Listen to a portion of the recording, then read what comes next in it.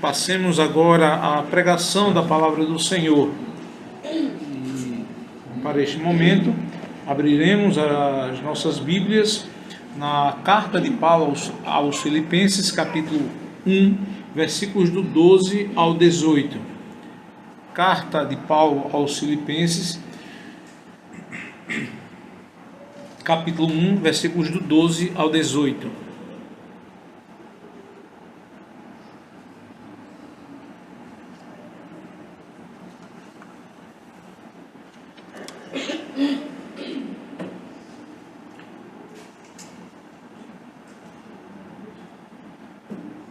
Diz assim a palavra do Senhor: Quero ainda, irmãos, cientificar-vos de que as coisas que me aconteceram têm antes contribuído para o progresso do Evangelho, de maneira que as minhas cadeias em Cristo se tornaram conhecidas de toda a guarda pretoriana e de todos os demais.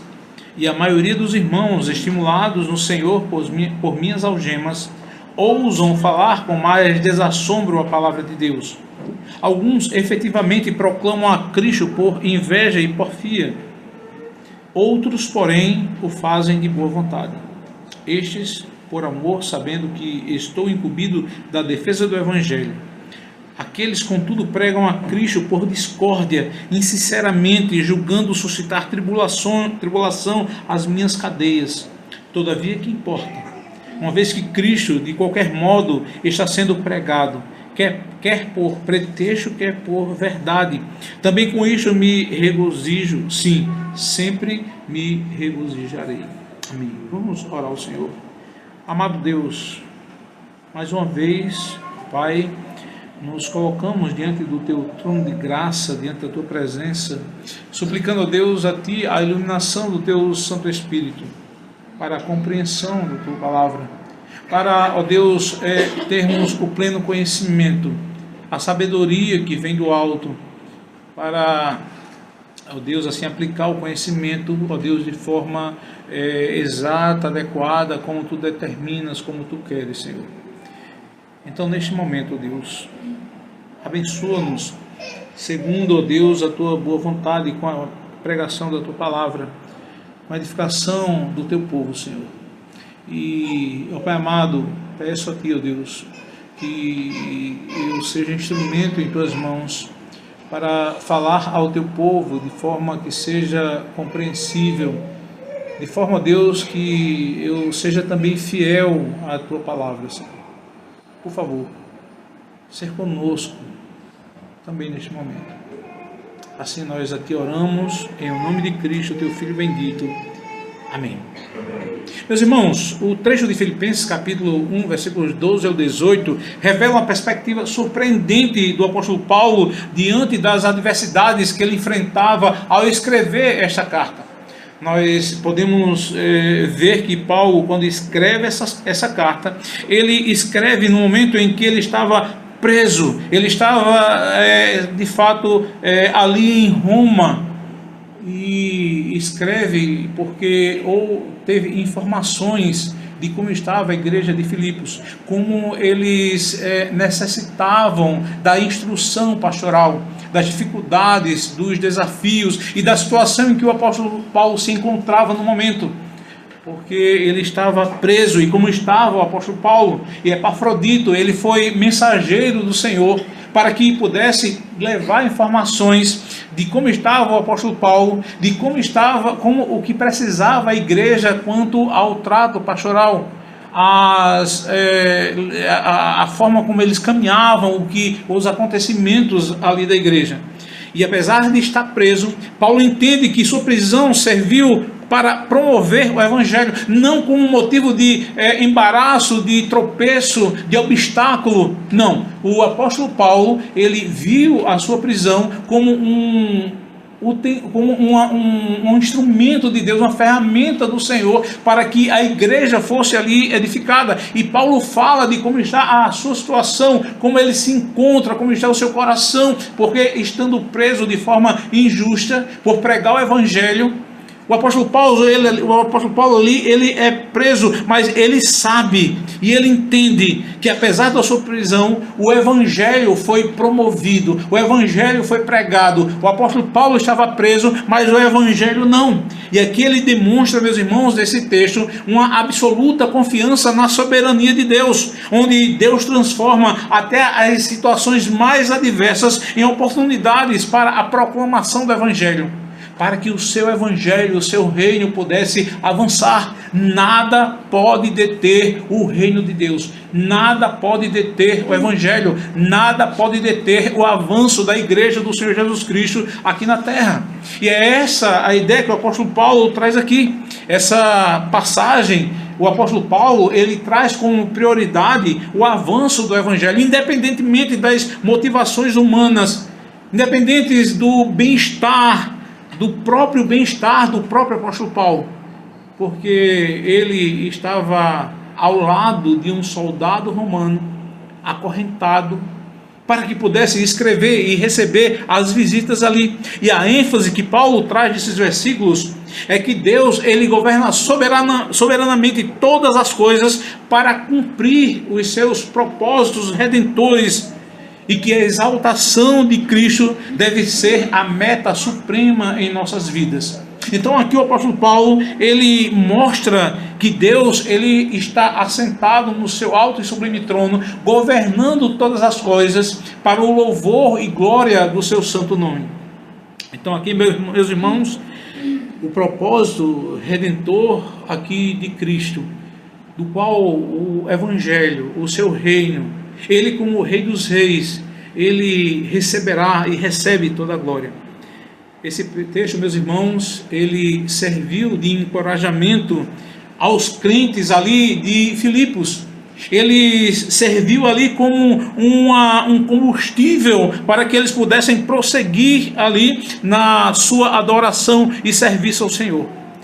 E eles aprenderam a não apenas serem encorajados, mas confiarem ao Senhor em meio às tribulações.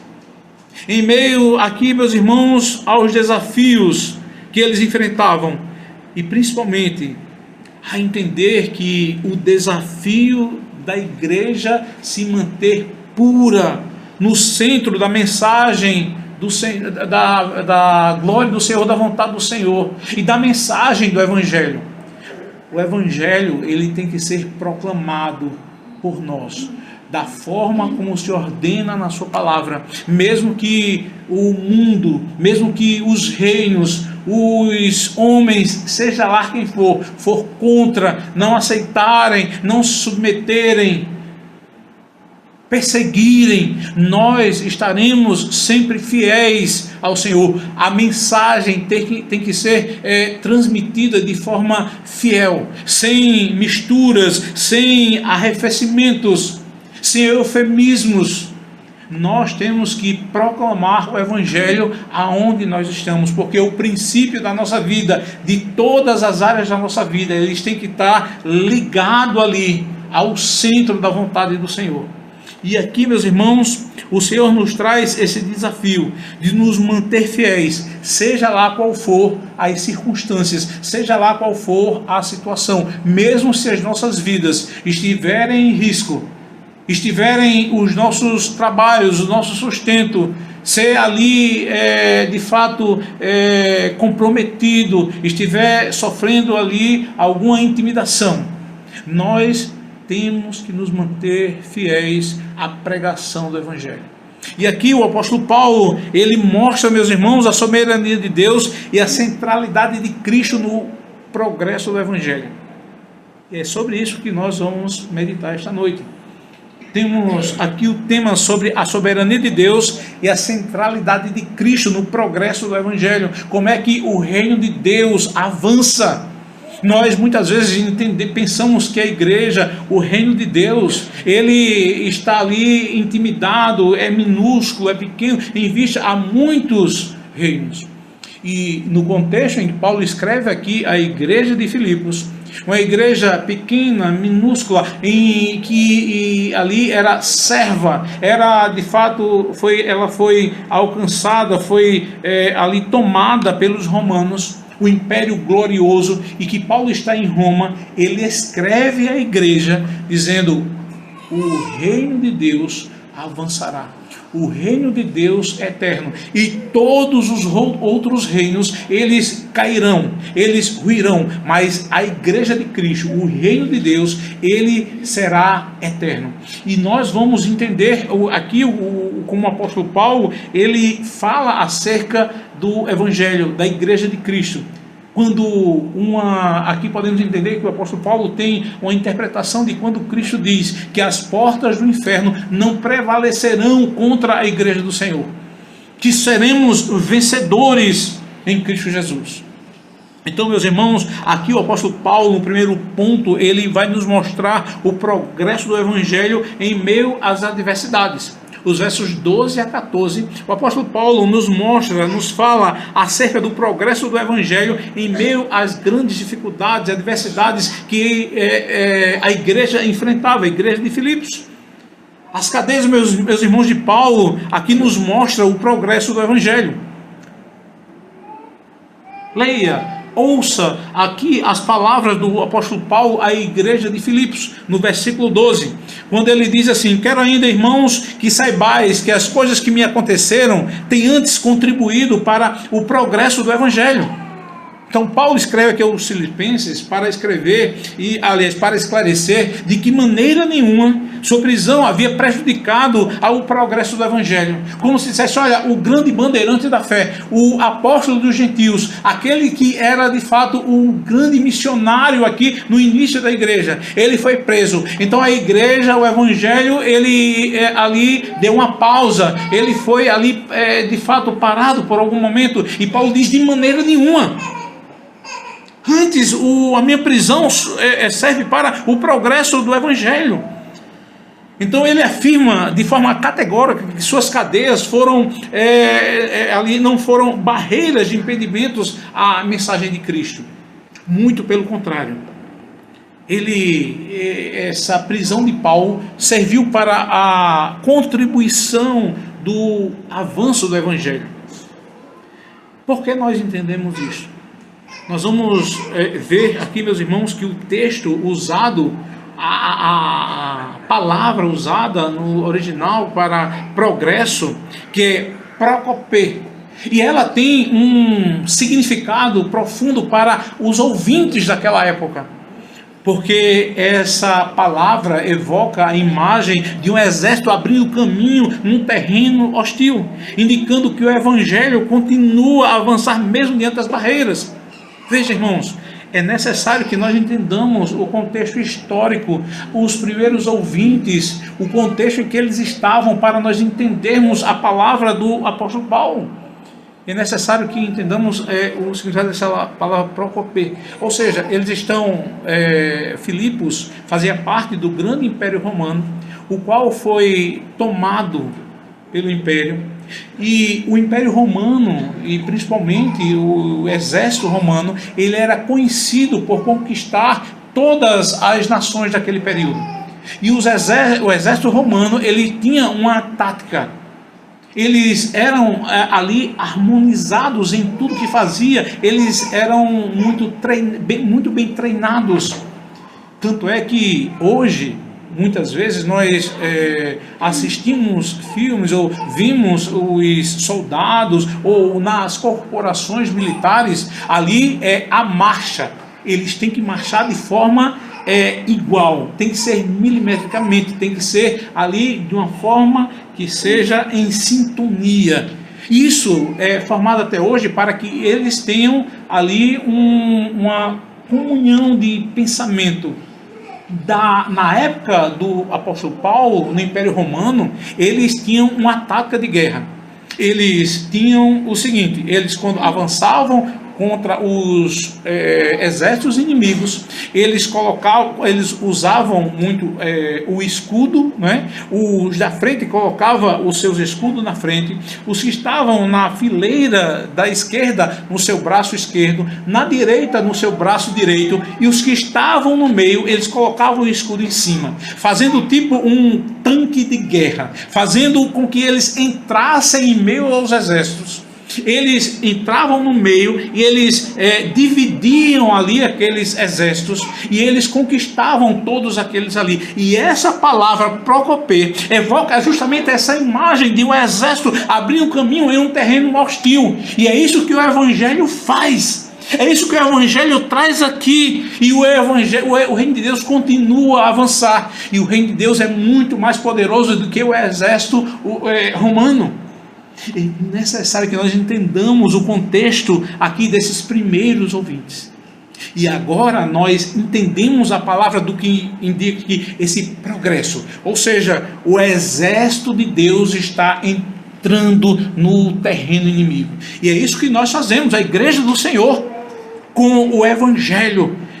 E Paulo, quando fala lá no capítulo 1 de Romanos, que nós lemos no início do culto, quando ele diz, não me envergonho do Evangelho, porque é o poder de Deus, é o dínamo de Deus, aquele que entra nos terrenos hostis, inimigos, ele vai conquistando o poder que há no Evangelho.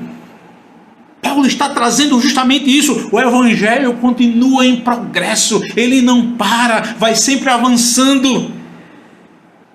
E aqui, meus irmãos, nós podemos destacar que nós devemos ver como o apóstolo Paulo, colocando a lente da soberania de Deus, dizendo, as minhas cadeias não foram impedimento para o progresso do Evangelho, porque nós temos esse poder nas mãos. O Senhor confiou à igreja do Novo Testamento, a igreja de Filipos, como a igreja dos nossos dias, esse poder, essa arma que podemos usar contra o exército inimigo, contra as trevas.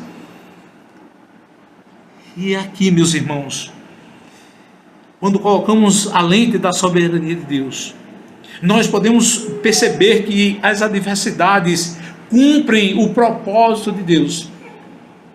Matthew Henry, comentando sobre esse versículo, ele diz o seguinte: a prisão de Paulo era uma prisão de Cristo e não de César. Quem prendeu Paulo não foi César, foi Cristo. Ele estava ali não como um criminoso, mas como um embaixador, cujo trabalho continuava por meios inesperados. O Senhor fazia com que Paulo fosse um operário, um trabalhador, um soldado em serviço 24 horas, todos os momentos. E aqui nós podemos ver que a soberania divina, irmãos, transforma as adversidades em oportunidades para a manifestação da glória de Deus. Quando nós anunciamos o Evangelho, quando nós entendemos o Evangelho, aqui ele demonstra que o Evangelho não está limitado pelas correntes humanas, pois a palavra de Deus, ela é livre. Ninguém pode prender a palavra de Deus. E é isso que Paulo fala ao seu filho na fé, Timóteo, quando ele escreve a sua segunda carta, no capítulo 2, versículo 9 de Timóteo. Veja o que é que ele diz. 2 Timóteo, capítulo 2, versículo 9. Ele diz o seguinte: pelo qual estou sofrendo até algemas, como um malfeitor. Contudo, a palavra de Deus não está algemada. Paulo escreve ao seu filho na fé, justamente reiterando esse princípio do progresso do Evangelho, que a palavra de Deus ninguém pode prender, ninguém pode nos calar, ninguém pode fazer com que a igreja seja estagnada. E veja que o apóstolo Paulo, ele vai crescendo o seu argumento, ele vai trazendo uma ideia, um degrau, ele vai ali de forma crescente no seu argumento, quanto ao progresso do Evangelho, o meio inesperado, a forma como Deus quer anunciar o seu Evangelho em todas as classes sociais, em todos os lugares. Veja no versículo 13, que Paulo dá o seu testemunho em meio a uma classe inesperada ali. Veja o que ele diz no versículo 13 do capítulo 1 de Filipenses. de maneira que as minhas cadeias em Cristo se tornaram conhecidas de toda a guarda pretoriana e de todos os demais. O progresso do Evangelho alcançou ali, de fato, um local, uma classe inesperada. Qual é a classe inesperada? Qual é a classe que ninguém imaginava em pregar o Evangelho? A guarda pretoriana, a elite do Império Militar, os quais foram ali aqueles que levaram como escravos todas aquelas cidades, todas aquelas nações. Eles eram vistos como inimigos. E o apóstolo Paulo aqui ele diz: olha, a elite militar do Império Romano está ouvindo o Evangelho. A guarda pretoriana está ouvindo a palavra do Senhor. Então aqui nós podemos ver, meus irmãos, que Deus, em suas exceções, usou o apóstolo Paulo, ou a prisão dele, para abrir portas para o Evangelho no coração do poder romano. E é aqui que você deve entender justamente o que Paulo está dizendo, que quando ele foi posto lá preso, quando ele estava em cadeias. E aqui, meus irmãos, há uma aplicação direta para nós. Aonde foi que o Senhor lhe colocou? Aonde você trabalha? Aonde você faz compras, no supermercado, nos seus vizinhos? Aonde Deus colocou você? Foi justamente para que proclamasse esse Evangelho. Aonde Deus colocou uma igreja visível, uma instituição, foi justamente para que o Evangelho fosse anunciado, para que as pessoas fossem alcançadas pelo poder de Deus. E Deus usou justamente a prisão de Paulo. Embora Paulo estivesse preso, ele não estava ocioso. É isso que ele fala aqui, está dizendo: olha, eu não estou parado. Nós não podemos estar ocioso. Ele está dizendo que o próprio Deus transformou a prisão em um púlpito, permitindo que a mensagem de Cristo alcançasse até mesmo os que estavam em posições de autoridades. Entendem agora quando nós devemos pregar o Evangelho?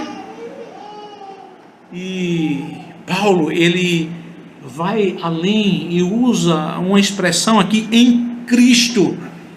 As minhas cadeias em Cristo.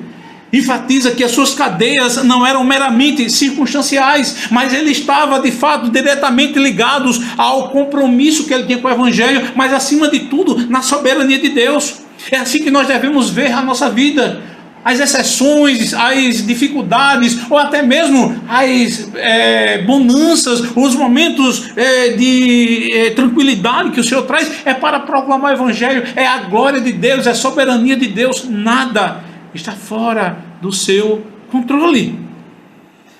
E sua prisão, irmãos, não foi uma derrota, como muitos pensam. As pessoas imaginam que a pessoa ser presa como um malfeitor, sendo maculado, sendo ali caluniado. A igreja de Cristo, principalmente aqueles que não se submetem a bajulações, não se submetem ao que o mundo quer que nós façamos, seja ali submisso, fique calado. O Senhor mostra, meus irmãos, que isso não é uma derrota, mas uma oportunidade providencial para proclamar Cristo, de modo que ficasse claro a convicção de fé do apóstolo Paulo, que Cristo é tudo para ele. E que a causa do Evangelho, meus amados irmãos, é a prioridade. E uma prioridade maior do que a nossa própria vida. Maior do que nós possamos imaginar. E Paulo, meus irmãos, diz que o Evangelho tem que ser muito superior ao nosso bem-estar, à nossa própria vida, quando ele traz um encorajamento aos irmãos. Ele encoraja a igreja de Filipos. Veja o versículo 14, quando ele diz assim: e a maioria dos irmãos, estimulados no Senhor por minhas algemas, ousam falar com mais desassombro a palavra de Deus. Então a coragem que o apóstolo Paulo teve aqui em meio à prisão inspirou a outros crentes a proclamar o Evangelho com mais ousadia, dizendo: olha, se Paulo ele foi preso, ele foi fiel, ele foi fiel à causa de Deus. Eu não posso ser infiel. A igreja de Filipos entendeu isso e dizendo, eu ouso falar agora, os irmãos ousaram falar com mais desassombro, sem medo, sem temor, dizendo, eu creio em Jesus Cristo, e sem Cristo não há salvação. É Ele o meu Salvador, e é Ele quem determina como eu devo viver como seus servos. Por isso que quando iniciamos a exposição de Paulo da carta aos Filipenses, nós frisamos o significado da palavra servos de Cristo, no versículo 1, quando ele diz, Paulo e Timóteo, servos de Cristo Jesus. Ele disse aqui, dizendo, olha, eu sou um escravo de Cristo. A minha vontade é fazer agora exclusivamente a vontade do meu Senhor. E essa ocorrência, irmãos, demonstra o poder do testemunho cristão em tempestade, em tempos de adversidade, em meio às tempestades. A convicção de fé, a fidelidade em meio aos pesados sofrimentos servem para fortalecer a igreja. Nós devemos fazer uma leitura da igreja de Cristo, a história da igreja, nessa perspectiva. A igreja nunca cresceu em meio à bonança, quando tudo estava bem. Nós estamos acompanhando a exposição de Ageu pela manhã. Nós vamos ver a história. Quero pontuar aqui um momento da história da igreja de Cristo, quando ela estava em franco crescimento, e uma estratégia do próprio mundo e do próprio Satanás para arrefecer a igreja. Eles trouxeram bonança, dizendo que tudo estava bem. No início da igreja, quando era perseguida no Império de Constantino, a igreja de Cristo ali não era aliás, o cristianismo não era uma religião oficial da igreja. E a primeira atitude de Constantino, quando ele percebeu o crescimento do cristianismo, o que foi que ele fez? Ele disse, olha, o cristianismo, os cristãos, eles não vão ser mais perseguidos. Eles são uma religião oficial do reino. Então, com o decreto de Constantino, a igreja deixou de ser perseguida. Perseguir a igreja era uma contravenção, era contra a lei civil. Mas não dado por satisfeito, a igreja ainda estava em franco crescimento, com um certo domínio. O que foi que aconteceu? Constantino disse, olha, a igreja, o cristianismo é a única religião do reino. E o que foi que aconteceu? A igreja estagnou, parou. A igreja disse, olha, está tudo bem, está sem perseguição. Ficou ali apenas no intramuros, dizendo, nós estamos indo adorar o Senhor, de manhã, à noite temos um local, tudo muito bom, tudo muito tranquilo, não precisamos fugir para as cavernas para adorar o Senhor. Então agora nós paramos, e a influência da igreja foi decadente. Momento de crise, momento de dificuldade, para o crescimento, para o avanço, para de fato o evangelho ser algo que incomodasse, algo que fosse realmente perseguido. Quando a igreja for aceita pelo mundo, nós devemos desconfiar, porque o mundo, ele nos odeia. E Paulo traz isso de forma muito clara aqui. E nós podemos ver que o exemplo de Paulo mostra que o sofrimento do cristão não é apenas uma questão pessoal, mas tem implicações para toda a igreja, aonde encoraja os outros a permanecerem fiéis na sua missão, na lealdade, na causa. Nós nos reunimos aqui por qual motivo? A igreja de Filipos se reunia onde foi lida essa carta, por qual motivo? Um motivo em comum. Nós não fazemos parte desse reino. Paulo deixa isso muito claro, e essa ideia do reino de Deus e o reino das trevas, o mundo, é muito clara. E isso, para um cidadão romano, os quais os filipenses faziam parte, é muito claro. E o apóstolo Paulo, ele deixa isso muito marcado na sua epístola. Veja, no capítulo 3, versículo 20, da carta de Paulo aos Filipenses.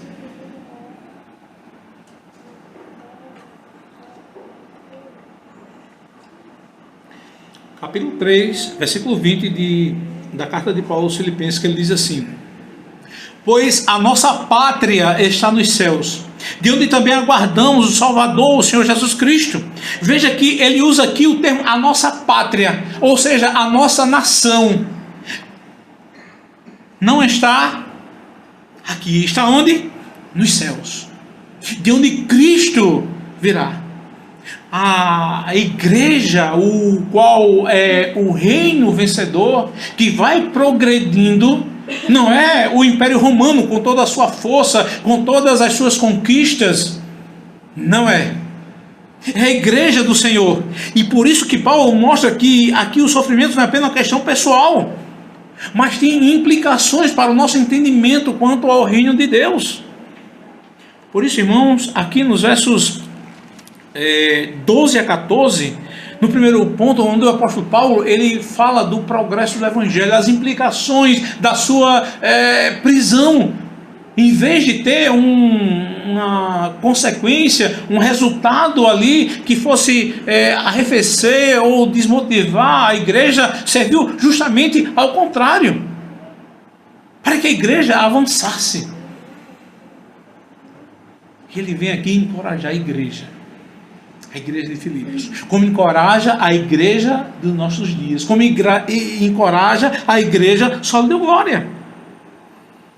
E o apóstolo Paulo, na segunda parte desse parágrafo, ele mostra que a proclamação do evangelho pode ter motivações diversas. Dos versos 15 ao 18, o apóstolo Paulo nos mostra que as pessoas proclamam a Cristo com motivações diversas, corretas e incorretas. Então o apóstolo Paulo, ele, nos versos 15 a 17, ele mostra aos pregadores aqui com motivações diversas, mistas. Veja o que ele diz inicialmente no verso 15. Alguns efetivamente proclamam a Cristo por inveja e porfia. Outros, porém, o fazem de boa vontade. Então, Paulo confirma que a proclamação do Evangelho pode ter interesses diversos.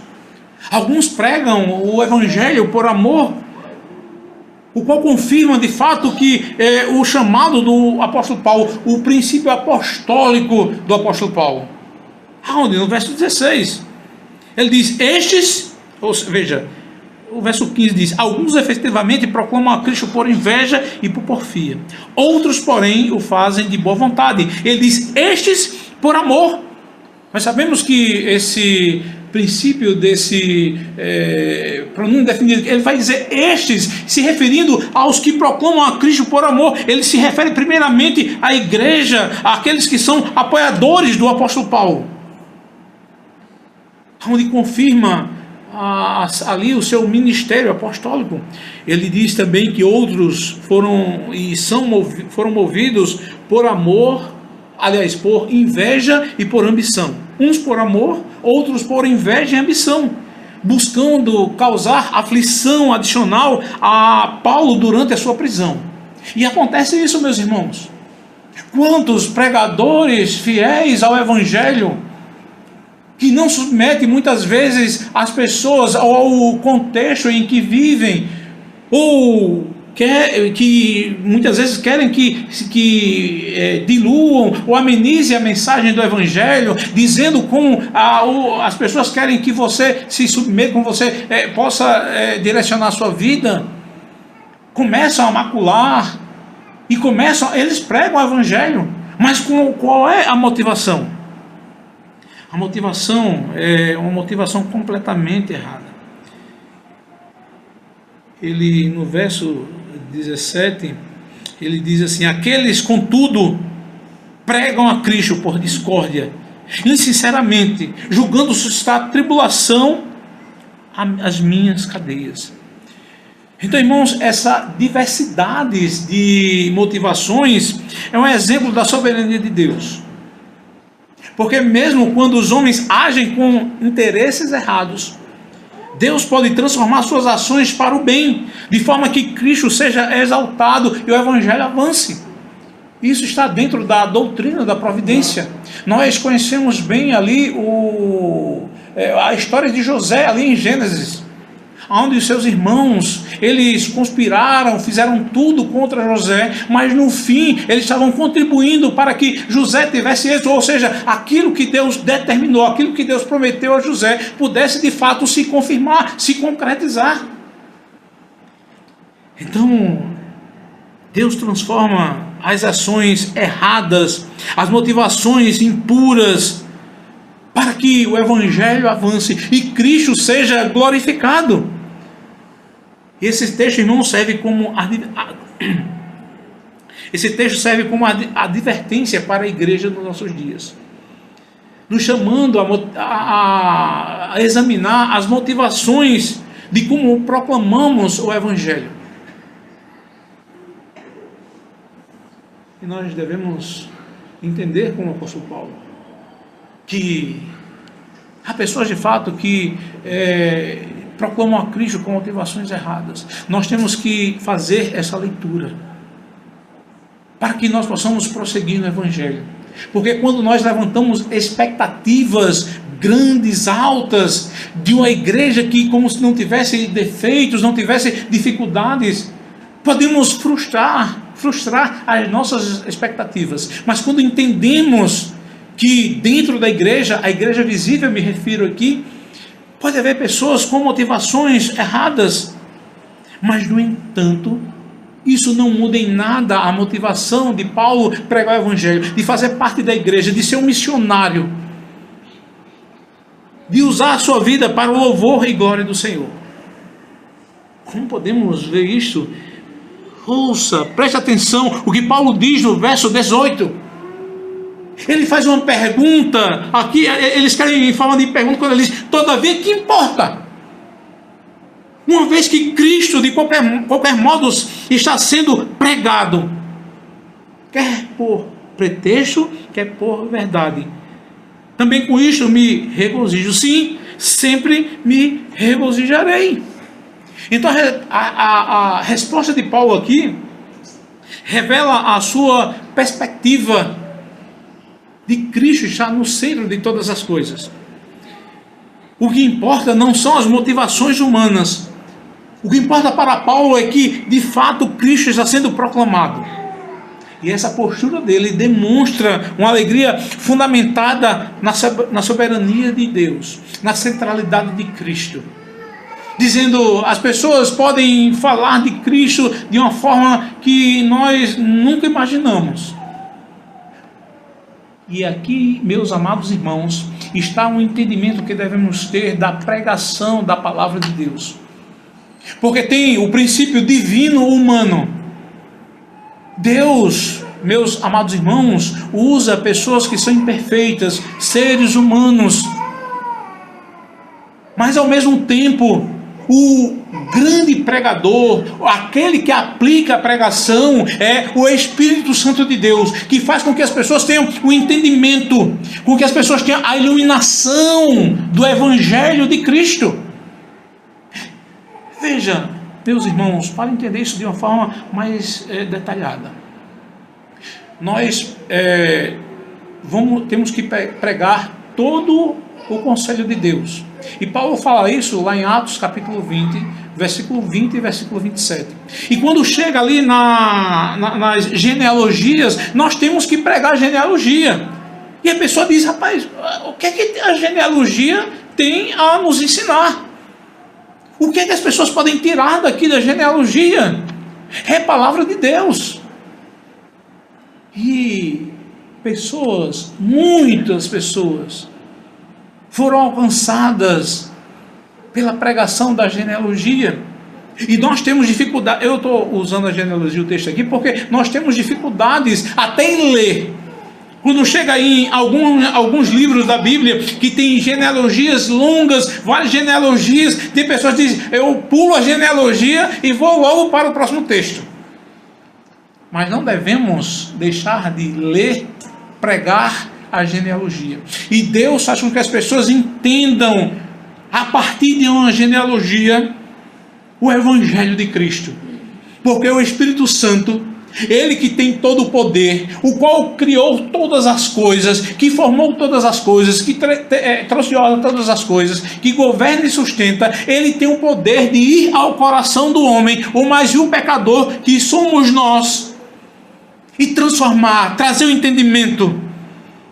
Por isso que Paulo diz que me importa, uma vez que Cristo de qualquer modo está sendo pregado, seja por pretexto, seja por qualquer motivação, eu me alegro. E Paulo aqui diz, olha, eu não importo, mesmo que isso traga desconforto, prisão, mas eu me preocupo e me alegro com a glória de Cristo. E a nossa alegria, meus irmãos, é ver o nome de Cristo proclamado independentemente das nossas relações. Proclame o Evangelho. Proclamar o Evangelho, meus irmãos, não é como muitos querem pregar hoje aí, colocar uma placa e dizer, olha, nos sinais, dizer Jesus te ama. Não! É nós fazermos discípulos. Está lá, Mateus capítulo 28, versos 18 a 20. Ide, pregar o Evangelho e fazer discípulos de todas as nações. Fazer discípulo é trabalhoso, é sentar, é ensinar a respeito de Cristo, da salvação, do homem, quem é Deus. Leva tempo.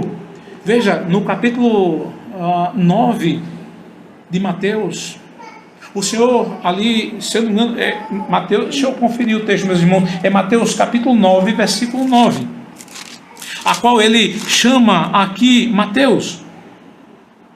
Ele diz assim, Mateus capítulo 9, versículo 9. Partindo Jesus dali, viu um homem chamado Mateus, sentado na coletoria, e disse-lhe, segue-me. Ele se levantou e o seguiu. Fazer discípulo aqui era justamente as pessoas deixarem tudo. Mateus deixou a coletoria, deixou o seu trabalho, ele era bem remunerado. Para quê?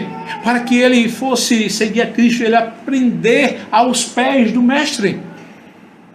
Certo que Mateus aqui foi um dos apóstolos. Ele foi ensinado aos pés de Cristo para que pudesse escrever o texto, para que pudesse pregar. É um ministério, mas isso se aplica também a nós. Fazer discípulos requer trabalho, requer empenho, requer de nós conhecermos o Evangelho, para que possamos ensinar o Evangelho.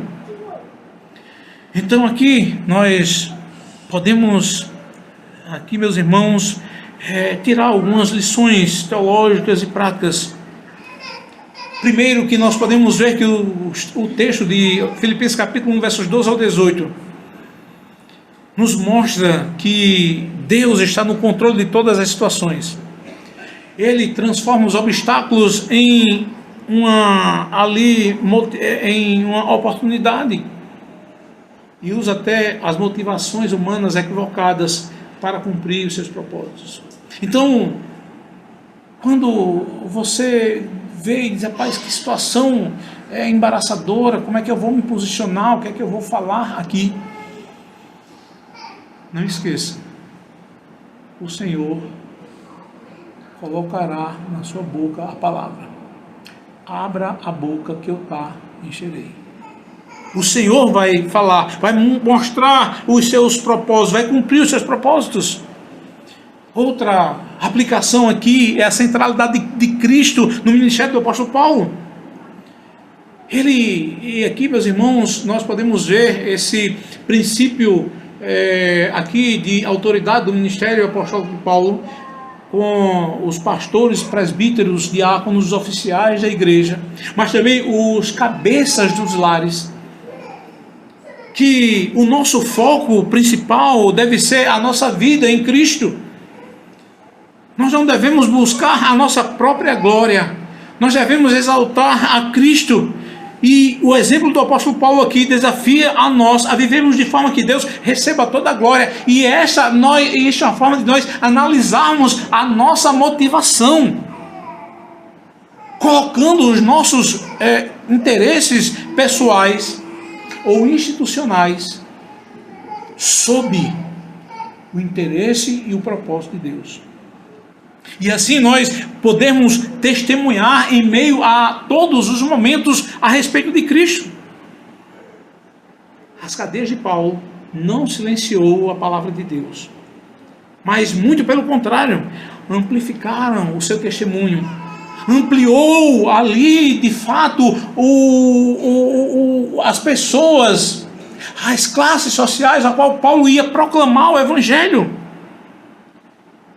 E da mesma forma nós somos chamados a confiar em Deus e a proclamar o Evangelho, independentemente do que estamos passando, das circunstâncias, sabendo que Deus usa até o sofrimento para a sua glória, até os meios mais improváveis e impensáveis que possamos ter. E tudo isso tem que nos levar à verdadeira alegria. O centro, ou seja, o Paulo vai mostrar que em todas as áreas da nossa vida, que vai nos mostrar que a verdadeira alegria não está nas circunstâncias que passamos, que estamos vivendo. Não está, meus irmãos. Mesmo que isso envolva um sacrifício pessoal seu, de família, de emprego, de saúde, de bem-estar. Essa perspectiva, irmãos, deve moldar a vida cristã e levar a nos envolver com alegria na missão de Deus, de viver para a sua glória. E eu quero dizer aqui, meus irmãos, que a palavra testemunhar, ela perdeu-se no seu significado em nossos dias, por causa do nosso contexto do pensamento pentecostal, aberto, e de outros pensamentos no grande bolsão cristão. As pessoas acham que testemunhar é dizer, olha, eu venho testemunhar aqui o que Deus, acerca de Deus. A gente diz, olha, Deus me deu um carro, uma vida, me deu trabalho, saúde, alguma coisa desse tipo. Testemunhar não é isso. Testemunhar é falar daquilo que você crê, daquilo que o Evangelho apresenta como uma mensagem central, que é Cristo e este crucificado. A grande obra de Cristo, da sua encarnação à sua exaltação, tudo que engloba a vida de Cristo, a obra de Cristo, nós devemos anunciar. Isso é testemunhar acerca do Evangelho. E aqui, irmãos, podemos concluir que Filipenses 1, do 12 ao 18, é uma poderosa declaração da soberania de Deus e da centralidade de Cristo no avanço do Evangelho. E aprendemos que nenhuma adversidade pode frustrar os planos de Deus. E citamos Jó, 42, quando ele diz assim: bem sei que tudo podes, e nenhum dos teus planos podem ser frustrados. Os planos de Deus para a sua glória, para o avanço do seu reino, não vai ser frustrado. Deus fará com que a igreja, o seu reino, possa avançar.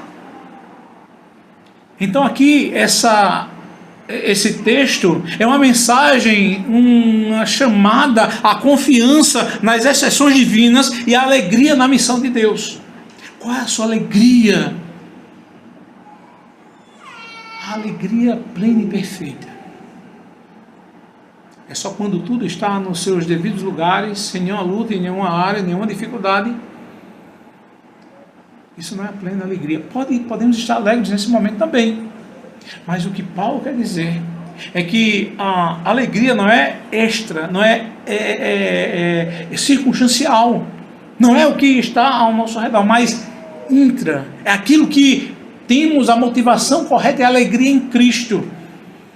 E por isso vamos entender que Paulo aqui diz, olha, irmãos, no versículo 12, quero ainda, irmãos, cientificar-vos de que as coisas que me aconteceram têm antes contribuído para o progresso do Evangelho.